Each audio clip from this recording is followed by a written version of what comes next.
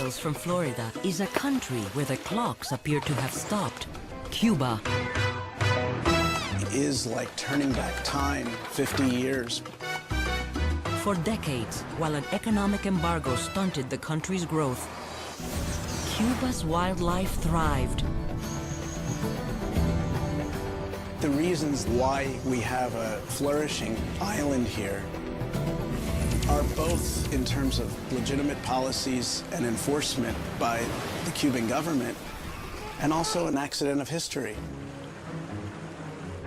But this island oasis hangs in a fragile balance. Conservation isn't easy. A Cuban biologist doesn't make more than $25 a month. Working here is incredibly difficult and often frustrating. This expedition requires signatures from 15 different ministries, including the Army. And should Cuba's border open to more development, it could devastate this accidental Eden.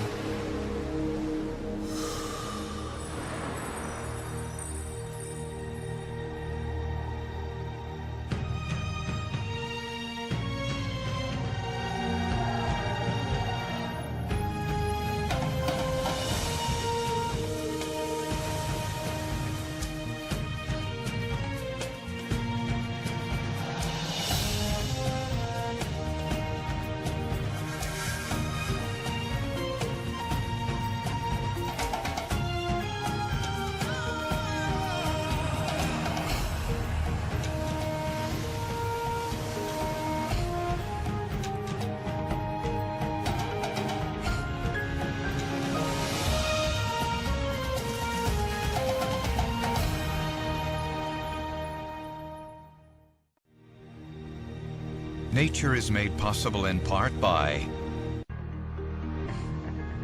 additional funding for nature is provided by the Lillian Goldman Charitable Trust, the John D. and Catherine T. MacArthur Foundation, the Corporation for Public Broadcasting, and by contributions to your PBS station from viewers like you.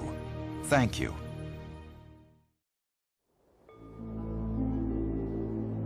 Just off the coast of Miami, a resident of Florida is setting off on a forbidden journey.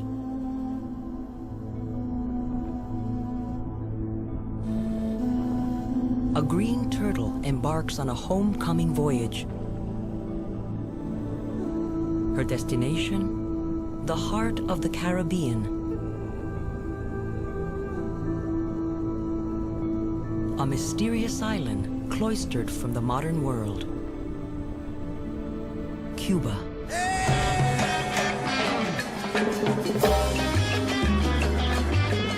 For 50 years, rigid socialist policies and the U.S. economic embargo have kept Cuba frozen in time. But while its cities crumbled and its economy ground to a halt, one part of the country has thrived.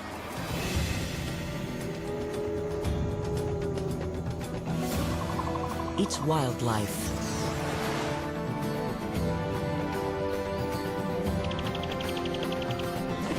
With thousands of miles of unspoiled coastline, pristine wetlands, and virgin forest,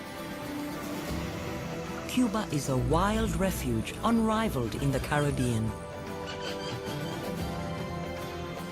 Cuba is such an enormous landmass. You have not only a very isolated island that's evolved heavily on its own, but also you have millions of years of evolution happening on Cuba that's made it very unique. Cuba is the crown jewel of the Caribbean. That's inarguable, from a wondrous array of rare and endemic things that occur only there. Cuba, in some respects, is in a time warp. As the rest of the Caribbean began developing decades ago, Cuba, for all intents and purposes, stood still. And so for the most part, Cuba's beaches, mangroves, wetlands have simply been left alone.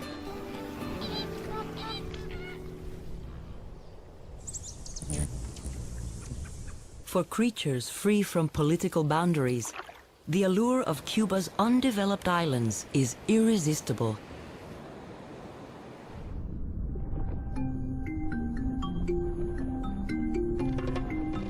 And a green turtle who spends her year feeding in Florida makes this illicit crossing every summer. She's heading to Cayo Largo, a tiny spit of limestone and sand 50 miles south of Cuba's main island.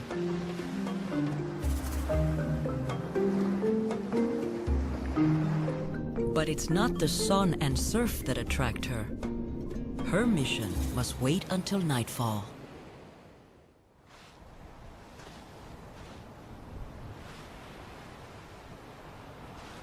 The conditions are perfect.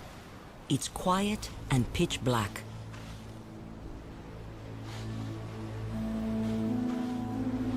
But she has chosen this beach for another reason. It's the very beach where she was born.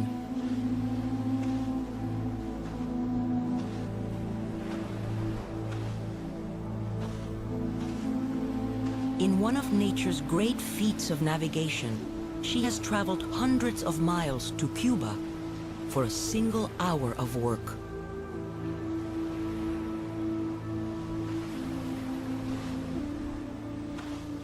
She creates a cavity deep enough to protect her fragile cargo from the elements.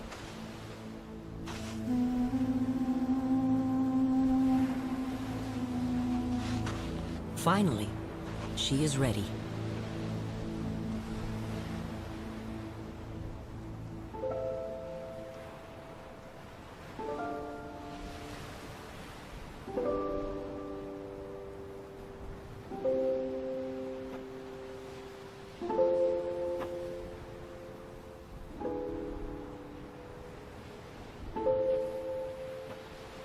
For about 20 minutes, she is in a near ecstatic state, releasing up to 200 eggs into the sand.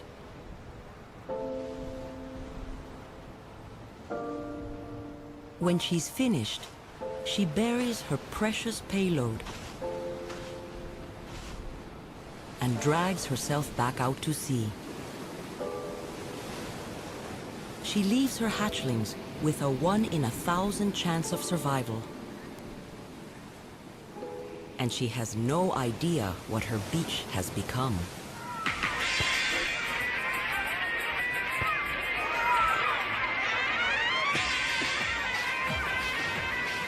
Cuba may be off limits for Americans, but for the rest of the world, the secret is out.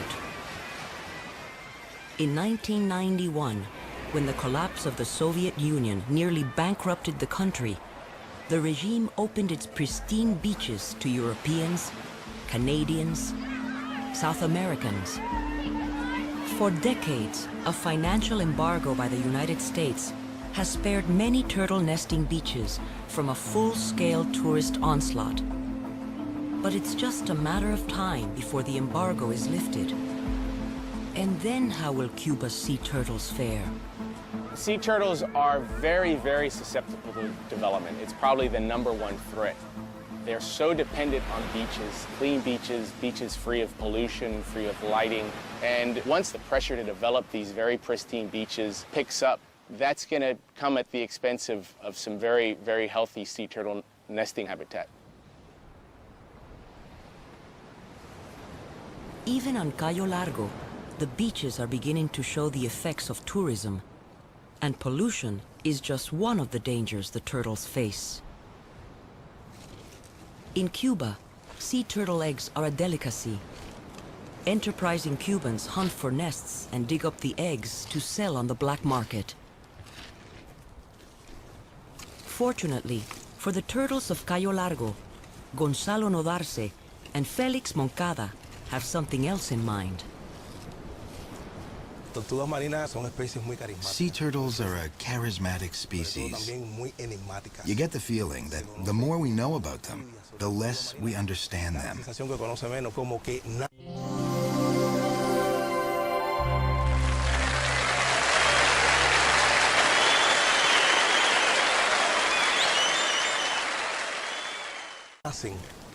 Like how they are born on one beach, and later they come back to the same beach to reproduce. How do they do it?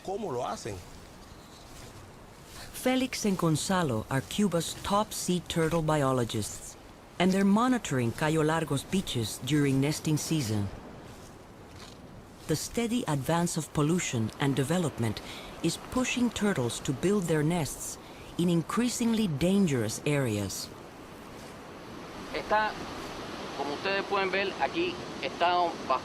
You can see that the waves come all the way up to here. This is a nest that is potentially threatened. If the sea reaches the nest, the salt water will penetrate the embryos, and they'll die. Gonzalo and Felix attempt to rescue the eggs from their hazardous site and call in their local colleague, Leonardo Valido, who runs a small hatchery on the island.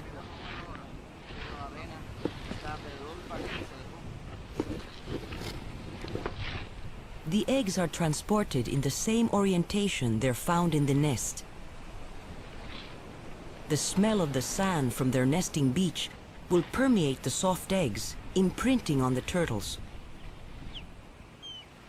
In the future, the females that survive to adulthood will follow the scent to this exact spot.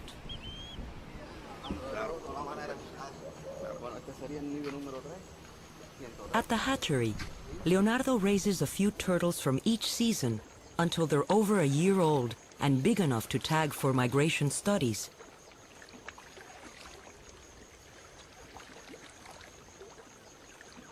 He may never leave Cuba himself, but he has devoted his life to these little global travelers that he sends off to see the world each summer.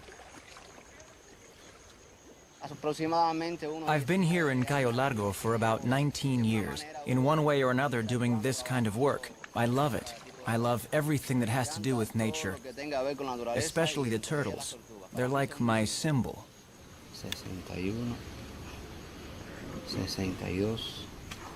The temperature of the eggs will determine the sex of the hatchlings, so the team is careful to mimic the exact dimensions of a natural nest. As the threats to turtles have grown, so has the scale of Leonardo's operation. Now, in a single season, he'll hatch as many as 15,000 baby turtles. He has made it his personal responsibility to ensure that one of the sea's most essential creatures doesn't disappear. This work requires a lot of energy. Because it's not something that's going to make you financially comfortable, you must be a person that first, before everything, does it with heart. If you're waiting for other benefits, there will be no positive result in the end. In 45 days, the buried hatchlings will emerge from the sand. For now, Leonardo must remain in Cuba, but his newborn turtles will begin their journey into a vast, mysterious world.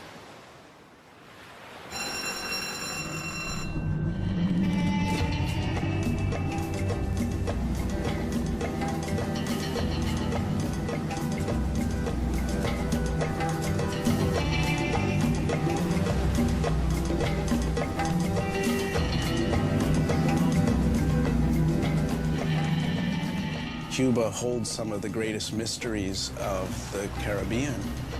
It's so uniquely situated right at the confluence of the Gulf, the Caribbean, and the Atlantic Ocean. And because of the political situation over time and the economic situation in Cuba, a lot less research has been done here and a lot less is known about this ecosystem.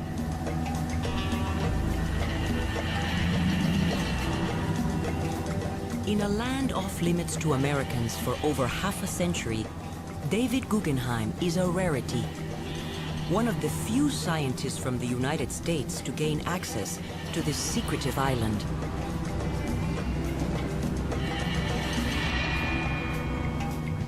Through a partnership with the University of Havana, David has worked in Cuba for nearly 10 years. On a course due northwest of the island, he is heading into a virtual demilitarized zone, where Cuba shares its waters with its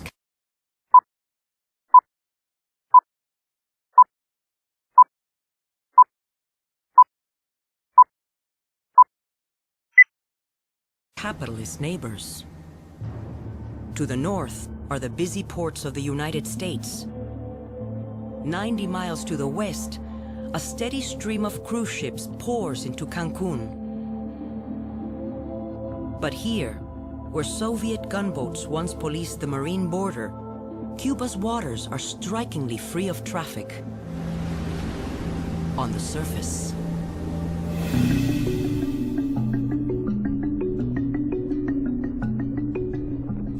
Below the waves, powerful currents form a marine superhighway, where convoys of whale sharks patrol the coastline. Schools of dolphin and grouper follow the steady stream of nutrients, gathering to spawn and feed.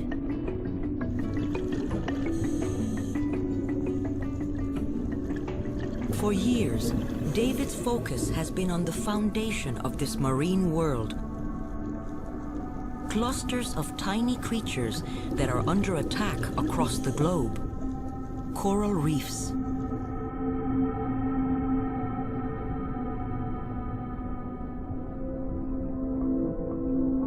In parts of the Caribbean, more than 2/3 of the corals have died.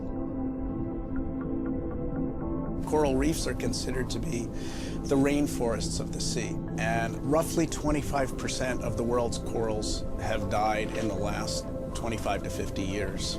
And the estimates for the future are that half of the world's corals will be gone within another 20 to 25 years. These undersea cities are besieged by a barrage of forces: pollution, rising ocean temperatures, overfishing, and algae. But for 10 years, David has been documenting an extraordinary phenomenon. Cuba's corals are fighting back. Corals are animals. Some of them look like plants. And here we have corals which have been wiped out. But we also have these young corals coming right back again. And that is very, very significant to see. Today, David is heading to an unexplored reef. For months, he has been waiting for permits to visit the site, and finally, his request has been granted. Working here is incredibly difficult and often frustrating. This expedition requires signatures from 15 different ministries, including the Army, because the North Coast is considered very sensitive. This site, so close to the Cuban coast, has never been studied by scientists. Just 90 miles south of the diseased reefs of Florida, will these corals be as unhealthy as their northern neighbors? So much of this coast is completely unexplored. That's the point of our research. A lot of it is just dropping yourself in the water and documenting what you're seeing. So, honestly, I don't know what we're going to see.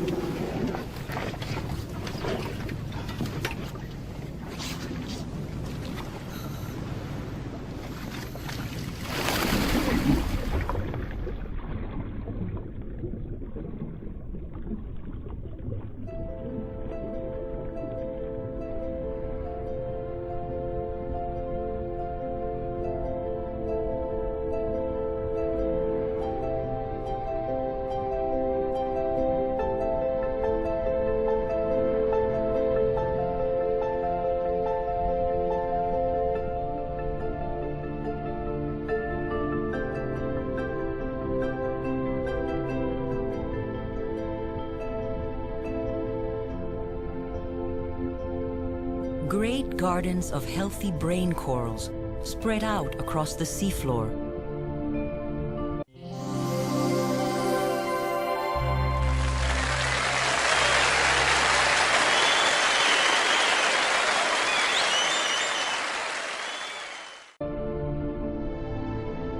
vibrant sea fans and tube sponges show few signs of the coral die-off plaguing the rest of the planet. It really is a profoundly emotional experience. You get in the water and it is like turning back time 50 years to what coral reefs looked like before human beings started messing with the way these ecosystems work.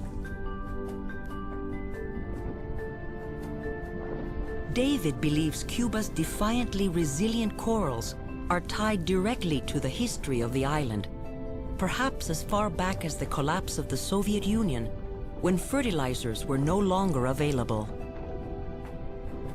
Essentially, Cuba was forced to implement organic farming practices. And without all of those nutrients flowing into the water, it's very possible that that had the effect of lessening the impacts on coral reefs. Less fertilizer, less algae growth.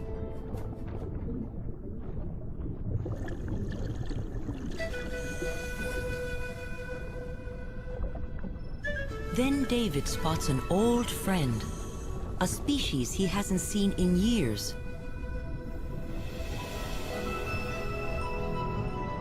A spectacular stand of Acropora palmata. Elkhorn coral.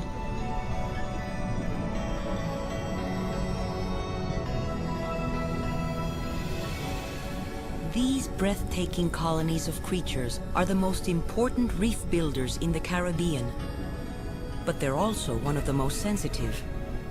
Nearly 95% of the world's elkhorn has been destroyed by pollution and disease.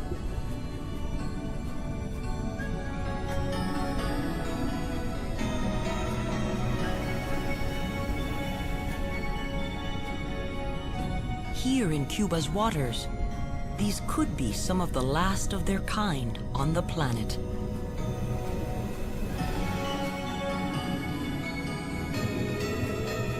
Why are Cuba's corals so healthy?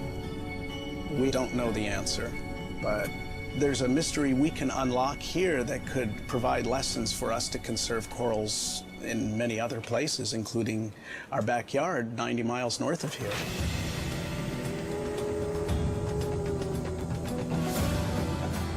Cuba is the giant of the Caribbean. With nearly half of the region's landmass, the sprawling island was forged using nearly every trick in nature's book. Wet tropical forests meet pine-cloaked mountains, and sultry wetlands give way to dry desert coasts. But despite the island's impressive grandeur, much of Cuba's natural splendor plays out on a decidedly smaller stage. Cuba is home to the world's smallest bat, one of the smallest owls, and the smallest bird of all, a hummingbird that weighs less than a penny.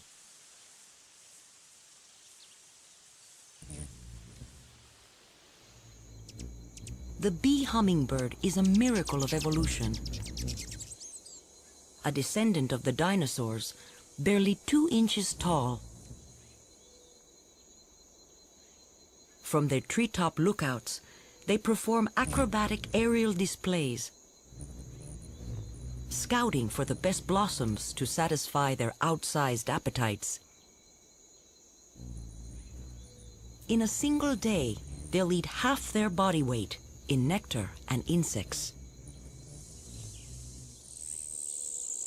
The bird size does have its disadvantages.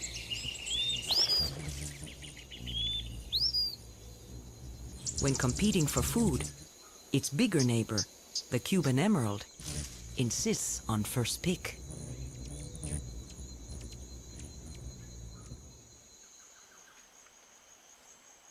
One of the tiniest of Cuba's creatures lives not in the trees, but on the forest floor. A frog barely half the size of its own name. Eleutherodactylus iberia, the smallest frog in the northern hemisphere. life among the leaf litter is full of constant danger. And this bite-sized frog knows he can be a tempting treat for hungry neighbors. But not today. Making their way down from their treetop shelters, some of the forest's gaudiest creatures are also on the hunt.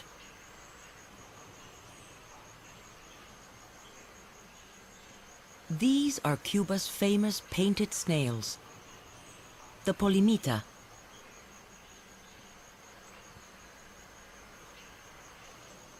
With eyes perched on long stalks, the polimita seek out water and lichen on the leaves of ferns and other plants.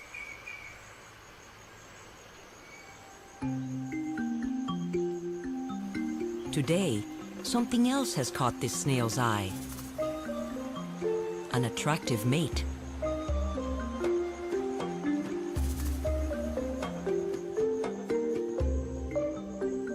Like most snails, polimita are hermaphrodites, both male and female, which means anyone is a possible partner.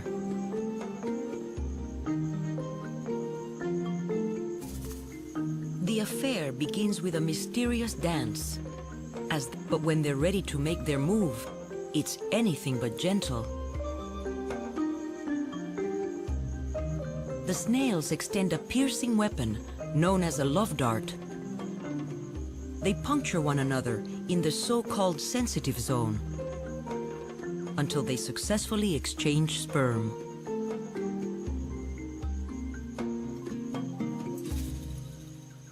Eventually, both snails will go on to lay fertilized eggs. For now, these two are content to linger in the moment. They should enjoy it while they can. Mating partners are becoming harder and harder to find. The polimita's elegant armor is no defense for their latest threat. Poachers hunt them to sell as shell necklaces and trinkets, and the snails are now endangered. When the US embargo lifts, a sudden influx of curiosity-seeking tourists could deal the final blow. The tourism impact has really been minimal in Cuba, but that's going to change because when you do have more tourists to Cuba, there's going to be a much bigger demand for these sorts of artisanal products. It's all determined by the market now. When you go from 2 million tourists a year to 4 to 6 to 8, everything will change.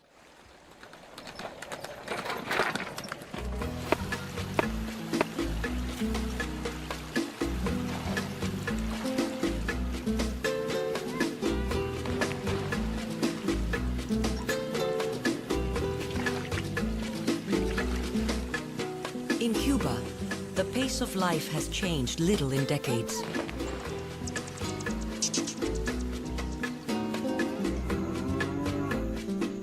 A small population on a large island lives in a deep association with the land.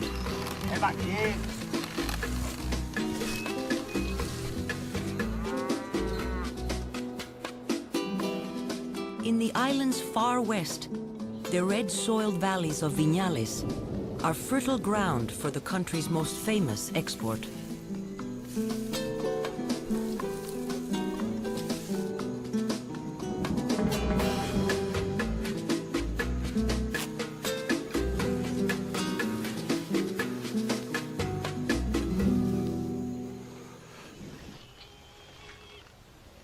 The farmers of Viñales live as they have for centuries, making the most of what the land affords them.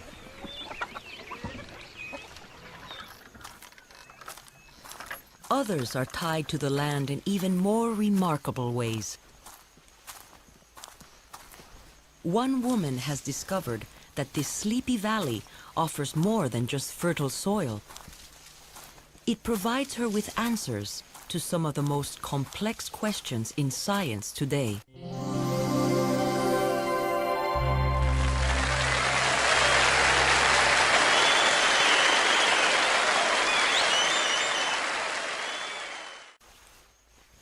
answers hidden in the cousins of Cuba's painted snails. Cuba is known as the paradise of snails. Many live here in this area and nowhere else. They have fascinated me since I was a student. And I like them because of their lifestyle. So free, so relaxed, so interesting. In one of the most remote regions in Cuba, biologist Emma Palacios Lemagne is cracking the mysteries of evolution. Cuba doesn't provide Emma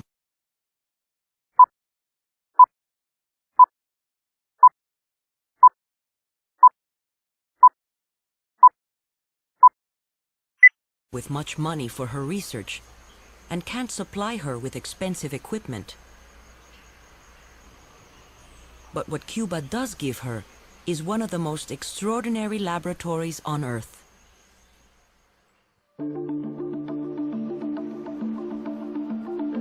Instead of test tubes, Emma uses mammoth limestone karsts called mogotes.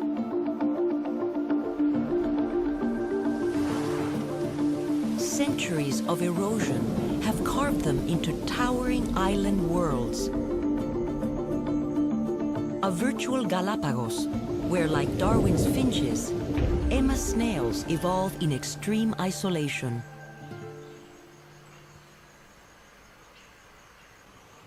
The snails on these separated hills never venture more than 60 feet from home, making this the ideal place for Emma to discover how their shapes, colors, and behaviors are dictated by the land. Each slope on these mogotes has its own species and different variations of snails, which all belong to the same species. On each slope, they are different from the next because of the conditions in the habitat: humidity, feeding conditions, or wind resistance. You can see the diversity of forms in such a small area.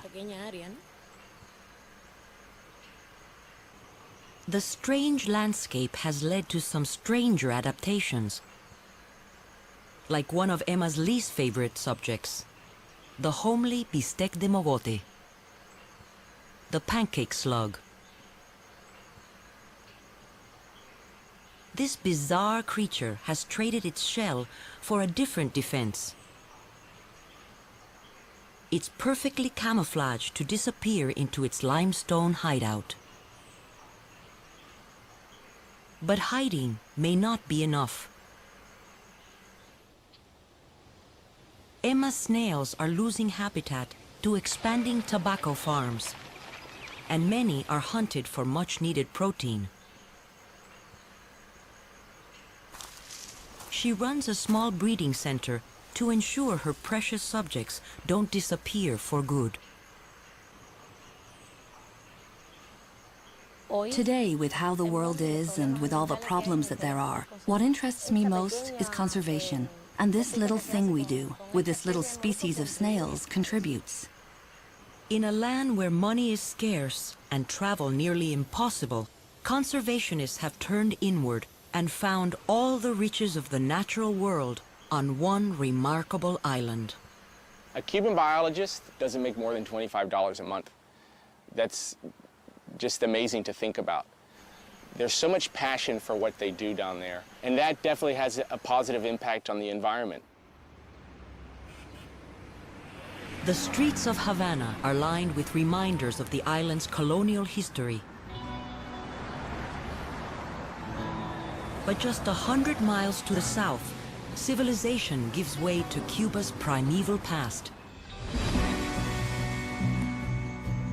Over 1 million acres of unspoiled Caribbean wetlands.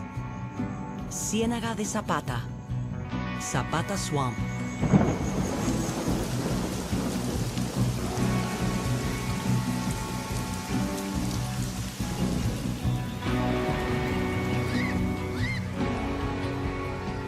Zapata is considered the most important wetland in the hemisphere, and despite the embargo, the swamp already draws thousands of visitors from North America every year.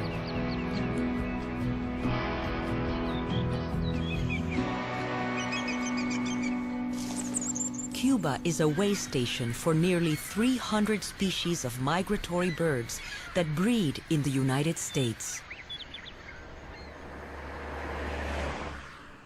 Encompassing the infamous Bay of Pigs, every fall, Zapata is now home to a different kind of invasion. Clouds of warblers, ibis, cranes, and herons leave their summer homes along the eastern United States on a direct flight to Cuba.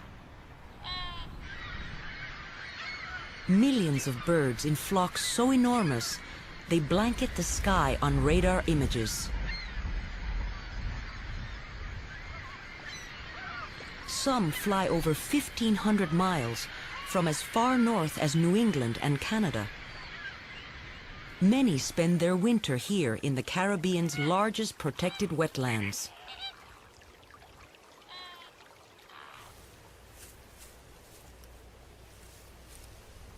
Some will simply pause before hopping across the Caribbean all the way to South America.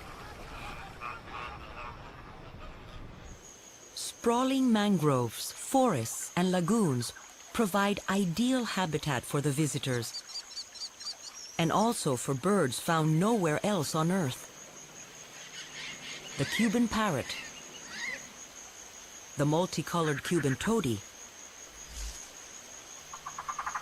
and the island's national bird, the Cuban trogon.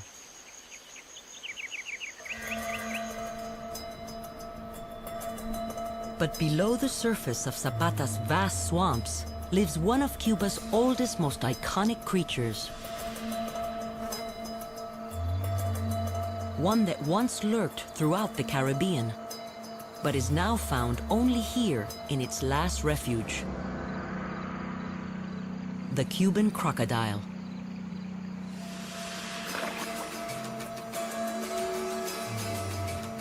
The Cuban croc shares the swamp with its larger cousin, the American crocodile.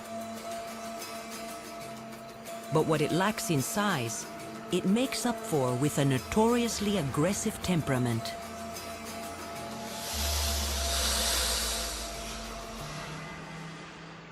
Among the fastest crocodiles in the world, the Cuban croc has evolved feet with less webbing to enable powerful bursts of speed. Known as the pearly crocodile because of its yellow and black coloring, the croc has powerful jaws for crushing its prey. Turtles, crabs, and fish. It's best known for jumping out of the water to snatch small mammals from overhanging trees. Cuban crocs once ranged all the way to the Cayman Islands and the Bahamas, but overhunting and competition for habitat have now confined them to Cuba. As few as 3,000 animals now hang on to survival in Zapata Swamp.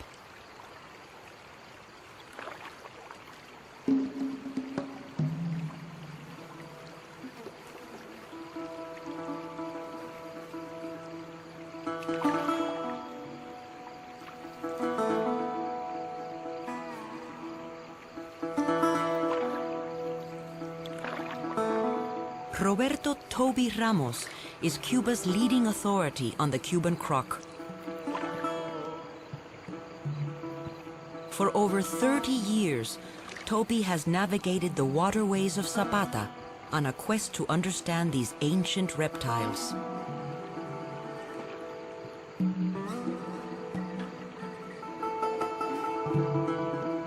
The Cuban crocodiles prefer the freshwater marshes deep inside the swamp.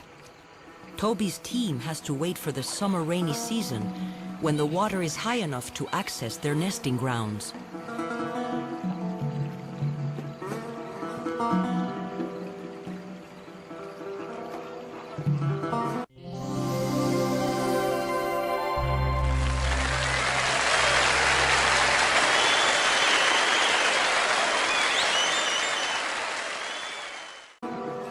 With only the most basic tools, they're just beginning to uncover the mysteries of the world's rarest crocodile.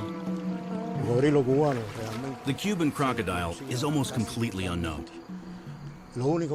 All we've done is try to give answers to basic questions of ecology.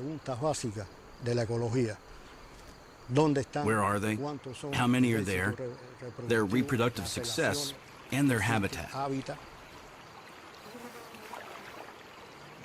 I don't think the most important thing is to know the number of animals, but rather what is the stability of the population?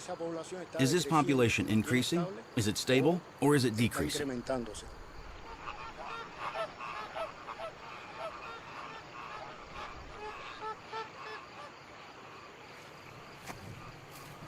The team heads deep into the muddy mangroves to conduct field surveys on the swamp's feistiest inhabitants.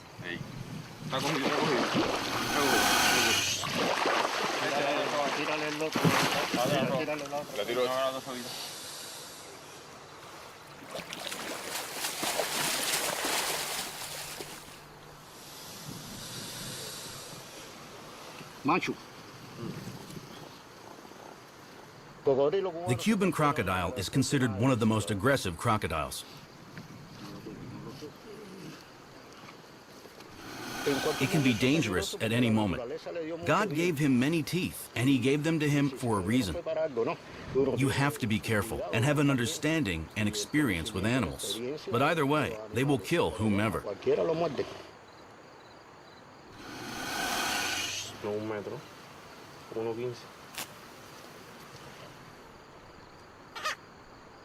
Toby and his team are conducting a study detailing the physical differences between the rhombifer, or Cuban crocodile, and the American acutis species. We measured the amount of ventral lines and the dorsal lines, which are these. We also count the teeth, because the acutis has more mandibular teeth. Cuban crocs can live for up to 75 years and grow up to 11 feet long.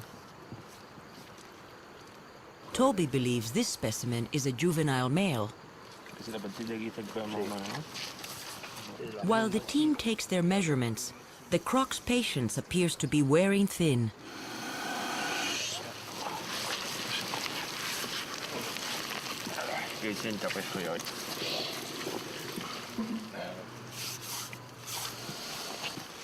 But one final procedure reveals a surprise.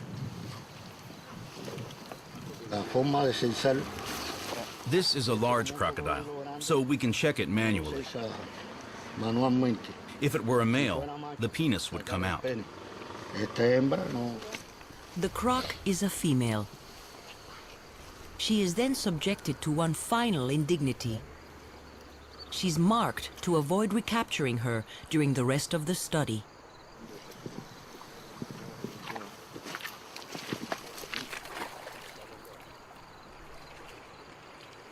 It's a low-tech but effective operation, with the team's imagination unconfined by economics.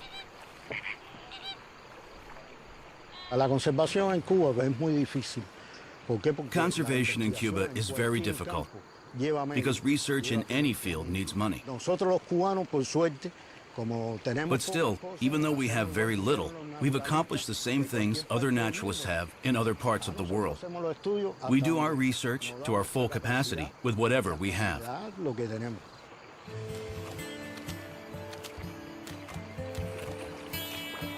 While the population of Cuban crocs appears stable for now, new pressures still threaten their numbers.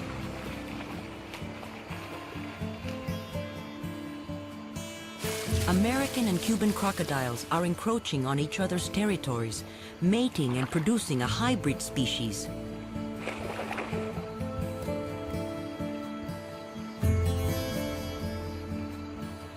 Poachers target the crocs for hides and meat, and more tourists come to Zapata each year.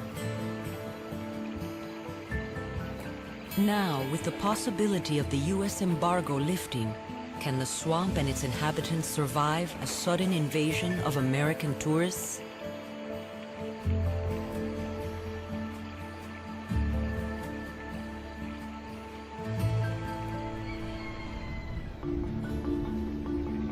So far, Cuba has been spared from the high-volume tourism and industry the United States could bring. But is the embargo the sole reason for the island's pristine state? I think the reasons that explain why we have an environmentally flourishing island here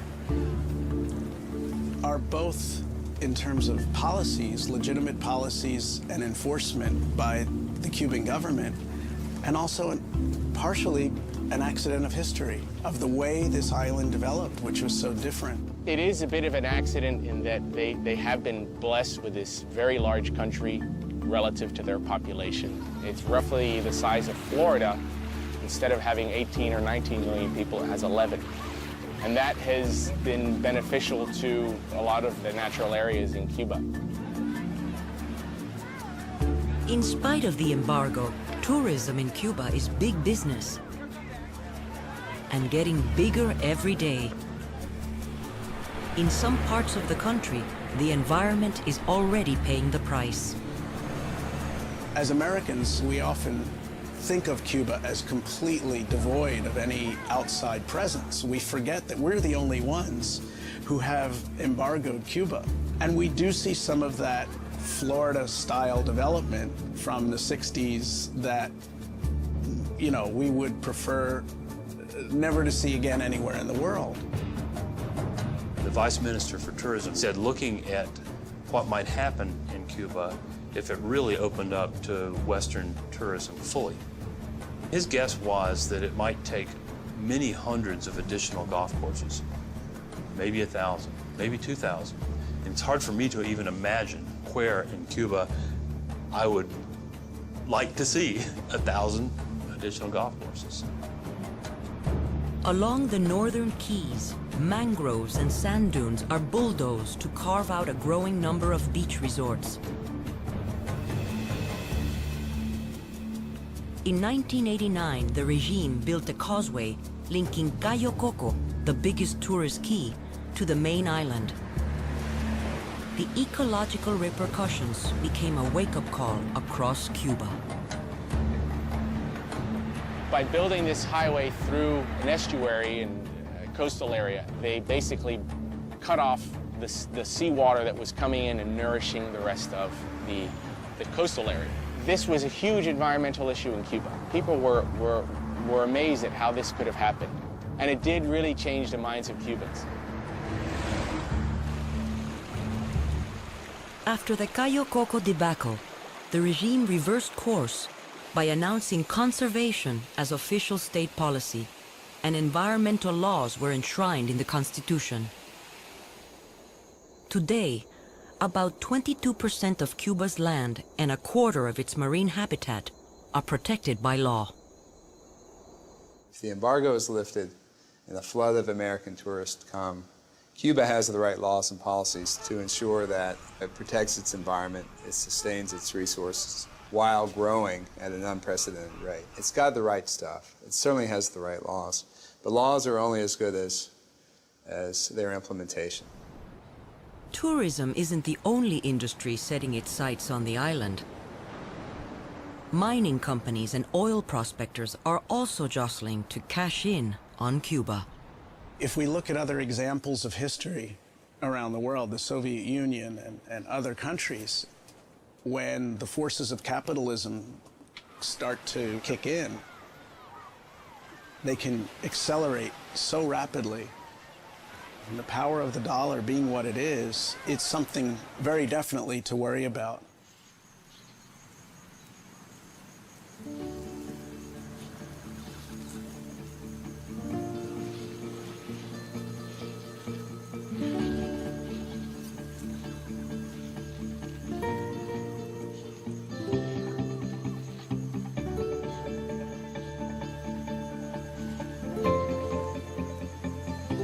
Back on Cayo Largo, after 45 days in the sand, Leonardo's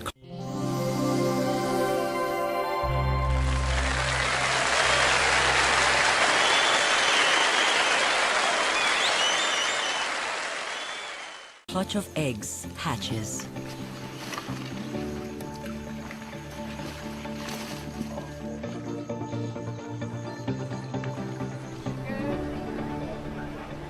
tourists from nearby hotels can pay a small fee to release the baby turtles, and the money helps keep Leonardo's hatchery going. It's ecotourism on a small scale, and an example of a positive path Cuba could take in the future.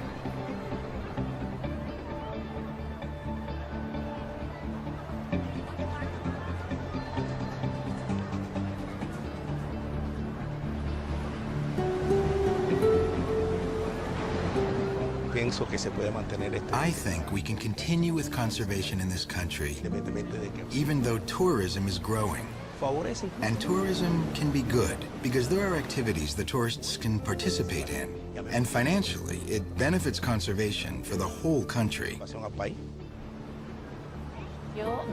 I will continue this as long as I can, to maintain it, so my kids and other generations in the future can see this beauty, and to teach them how to love all the animals that are a part of life.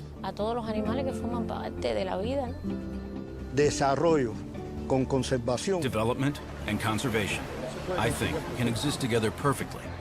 It's not easy. It will be very difficult. But if we don't do it, the world will be destroyed.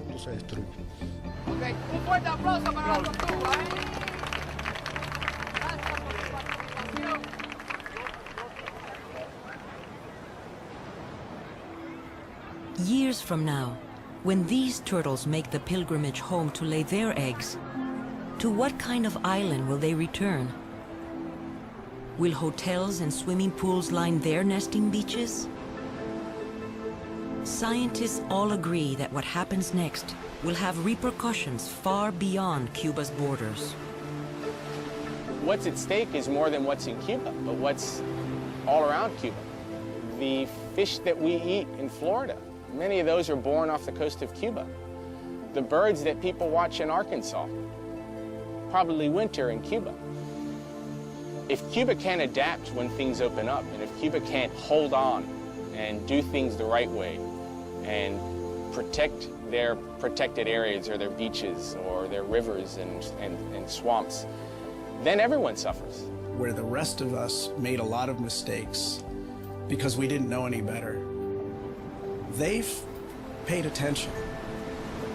It's almost as if Cuba picked the perfect time not to follow the leader in terms of development. They did something radically different, and now they have the benefit of half a century of knowledge, and they have a chance to really be the model of how to do it right. Cuba is now poised for a leap into the future, with an opportunity the rest of us have lost.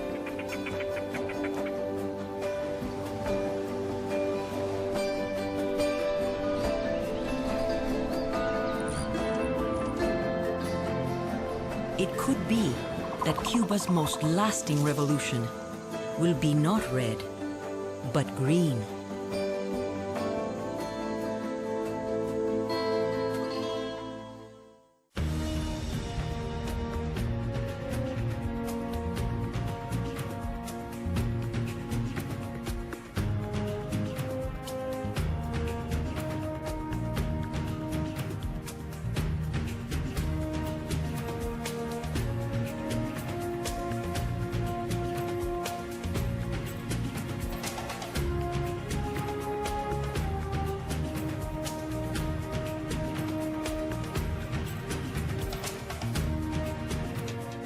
To learn more about what you've seen on this nature program, visit pbs.org.